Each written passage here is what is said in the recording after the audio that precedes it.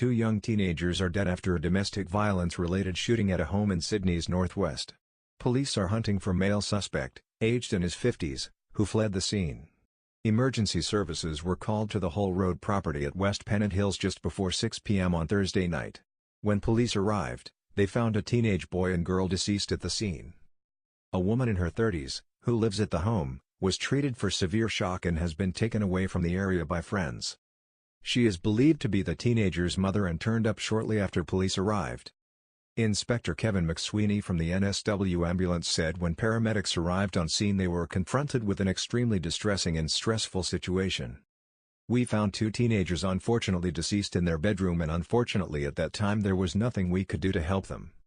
Brett McFadden, acting regional commander of the Northwest Metropolitan Region, said when the bodies were found inside, "It was a very harrowing experience for those initial responding emergency service providers. It's an absolutely horrific incident to unfolded," he said. He said an investigation has now commenced into the circumstances of the deaths. "We consider this to be very much a targeted incident. We do believe it could well be domestic violence related and our focus at the moment is on the investigation to locate that person of interest," Superintendent McFadden said. "It is what can only be described as a tragic set of circumstances for the whole family." He added that support is being provided to family members. Detectives are searching for a man at large in his 50s who they believe can assist in their investigations. Superintendent McFadden said there is no threat to the community from the person they are hunting. It is unknown how many shots were fired and police have not confirmed if the teenagers are brother and sister. More than a dozen residents from the Leafy neighborhood watched on from outside the police barrier as the operation unfolded, shocked by news of the tragic incident. John Howard, 82, who lives just meters from the scene told Daily Mail Australia, "It's a terrible thing that's happened, young kids, I have no words for it." The resident, who has lived on Hull Road more than 55 years, explained the area is quiet and quite friendly. "There's a lot of new people who have moved in over the last 4 or 5 years, people coming from overseas living here, they seem like nice people."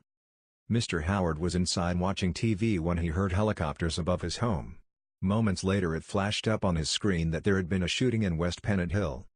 A short time later his daughter and granddaughter, who lived nearby, arrived at his home and said, "Are you okay? Have a look outside your front window."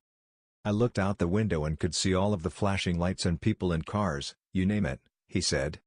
He heard a noise about the time of the shooting and had thought it was to do with earth-moving works at a nearby housing development.